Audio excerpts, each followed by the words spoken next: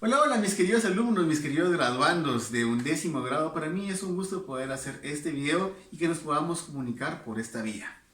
Primero vamos a ver sobre el arte gótico, para lo cual les pido que trabajemos en conjunto a las páginas 31 y 33 de su libro. Si no tienen su libro, en la guía de trabajo va adjunto dichas páginas. Posteriormente vamos a hacer un ejercicio práctico sobre la técnica del crayón pastel seco. Les pido que trabajemos con orden y limpieza y ahora pasemos a nuestro contenido esperando de que cada uno de los trabajos los archivemos, si fuesen en hojas en un folder o si no los dejamos en nuestro sketchbook. Arte gótico. Es un estilo artístico muy importante que se desarrolla en Europa en el siglo XII. Su punto de partida va a ser en Francia, donde se construyen aproximadamente 140 catedrales góticas, que lamentablemente por factores de clima o terremotos han desaparecido en su mayoría. Como les mencionaba, la catedral es una obra arquitectónica muy importante dentro del arte gótico. Una característica muy importante es que tiene una vista de planta, esto quiere decir una vista completamente desde arriba en forma de cruz latina, tal y como se ve en la imagen inferior. Otra característica es que sus construcciones, en el caso de las catedrales, van a ser eminentemente verticales. Esto quiere decir que poseen una altura muy, pero muy grande, y esto lo hacían con el fin de que las catedrales tuvieran un aspecto divino. Recordemos que al buscar la altura estaban buscando el cielo. Ahora vamos a ver elementos de la arquitectura gótica muy importantes, ya que todas ellas cumplían una función estructural, tomando en cuenta de que las catedrales, al ser muy altas, tenían que tener refuerzos para que su construcción fuera sólida. Vamos a ver esta imagen que está en la página 31 del libro. En la parte superior vamos a ver los pináculos. Los pináculos eran remates superiores que tenían un aspecto decorativo, pero a la vez recibían una fuerza estructural. Posteriormente vamos a ver los arbotantes, que son arcos que le dan un sostén estructural a los muros. Las gárgolas van a ser eminentemente decorativas y vamos a ver en la parte inferior los contrafuertes. Un contrafuerte era una estructura que iba a la par de los muros que les daba resistencia.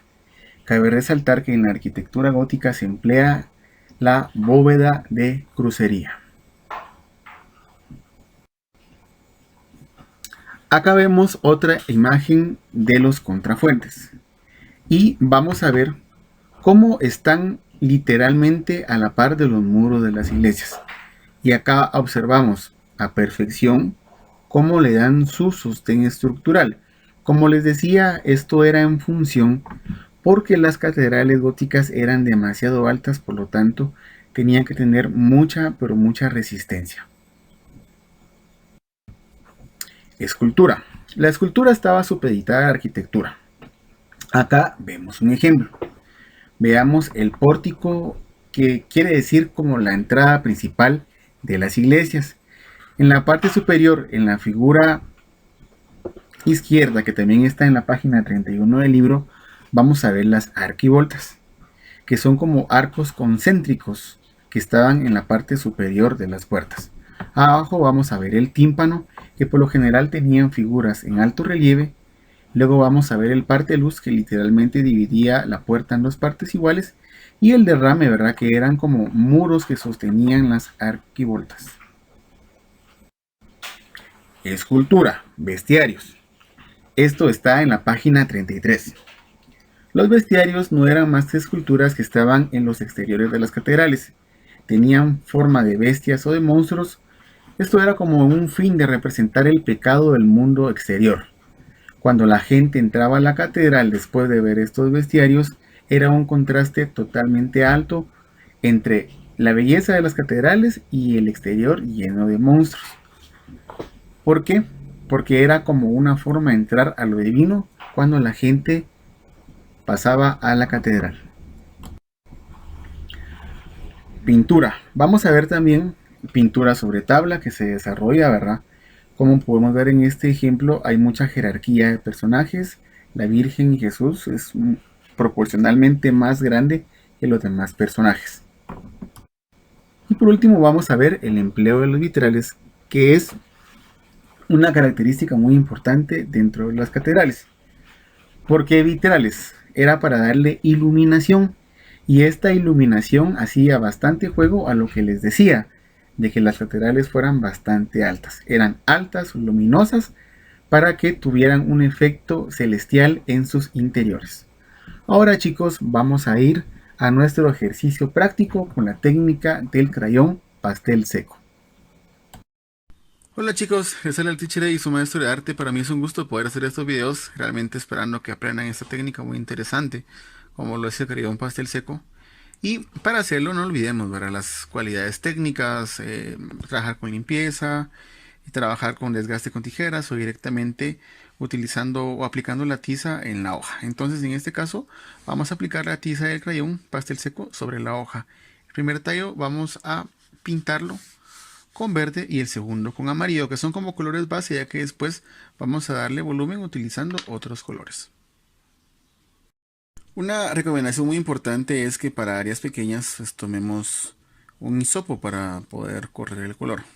Ahora, por ejemplo, si hacemos fondos, pues no olvidemos que ya lo haremos directamente con algodón. Lo que voy a hacer ahora es colocar un pequeño borde degradado. En el caso del tallo amarillo va a ser con verde y en el caso del tallo verde va a ser con café. Eso buscando la esquinita, ¿verdad?, de nuestra tiza. Pueden auxiliarse, ¿verdad?, también con un crayón de madera si lo desean para pequeños detalles. Pero vamos a procurar de que la mayoría de la composición esté hecha con el crayón pastel seco. Lo siguiente que estoy haciendo chicos es ahora aplicando más colores a ambos tallos. Incluso algunos como que los voy manchando. Por ejemplo, el tallo verde en la parte de hasta abajo le doy un poquito de sombra porque aparentemente pues el tallo amarillo está superpuesto a él y eso le genera una sombra. También acá apliqué algunos detalles, por ejemplo con amarillo. Si ustedes se darán cuenta, algunos detalles ya no los voy degradando para pues darle algún tipo de realce al volumen. Lo siguiente que haremos chicos es pintar con un color base verde nuestra hoja. Vamos a aplicarle por las orillas una degradación de amarillos, pero si se dan cuenta también hubieron partes directamente en los bordes que ya no los degradé para que tuviera más pigmentación. Recordemos que lo que hace el hisopo es que riega el color y a veces pues pierde intensidad, ¿verdad?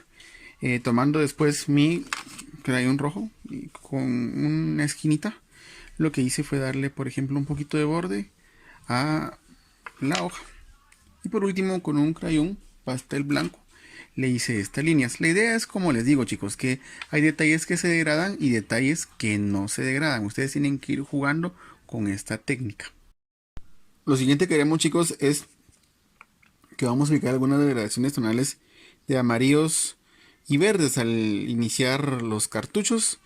Y acá podemos ver que incluso le apliqué algunas capas de un poquito de café. Si ustedes no lo tuvieran en su paleta, pues pueden auxiliarse con crayones de madera. La parte central del cartucho pues va con crayón anaranjado y crayón rojo abajo. Y en este caso pues vamos a pintar con una capa de celeste. Ya lo que les digo yo es que vayamos haciéndolo como en dirección de las siluetas, ¿verdad? Posteriormente vamos a pasarle el algodón porque los detalles los haremos con crayón blanco. Lo que hice acá chicos fue darle un poquito de sombra amarilla a la parte superior, observen bien, de los cartuchos y lo degradé con un poquito de algodón. Lo que hice acá chicos es que tomé un crayón negro, le di un poquito de borde para definir bien su contorno, tomando en cuenta que estamos usando colores muy suaves y pues para que tenga más precisión. Y tomé este crayón blanco y le voy dando un borde interno a la par de toda la silueta con este blanco. Y acá estoy dividiendo en dos la parte superior. También donde termina el cartucho también voy aplicando blanco. Ahora lo que voy haciendo acá, chicos, es que voy agregándole alguna línea siempre con mi tiza blanca. Dense cuenta que no las estoy degradando. Por eso les digo que hay detalles que se degradan y otros que no se degradan. Acá veamos, por ejemplo, dividí esto en dos y lo voy agregando en una forma curva, siguiendo mucho las siluetas. Veamos acá cómo lo agregué. Miren acá, lo voy agregando hacia las orillas. Lo importante es que estos detalles sean buscando la parte más puntuda, que no esté sucia y como les digo, que no se degrade para que vaya teniendo textura nuestro cartucho. Por último, chicos, en una forma creativa podemos aplicar el fondo. Es que ya saben que lo hacemos con algodón. En este caso, pues aplicamos el fondo de último porque la figura requiere de muchos detalles. Entonces, si lo aplicábamos de primero, nos íbamos a manchar nuestra mano. En esta forma es que les queda. Para que pues nos quede ya una composición con su fondo. Acá pues me tomé un poquito el crayón de madera para oscurecer un poquito más estas partes, ¿verdad? Ustedes también en casa pues sean creativos con sus colores, chicos, para pues que el colorido le dé bastante volumen y realismo. Para mí es un gusto hacer estos videos. Que Dios los bendiga, chicos, que tengan un bonito día y que viva el arte.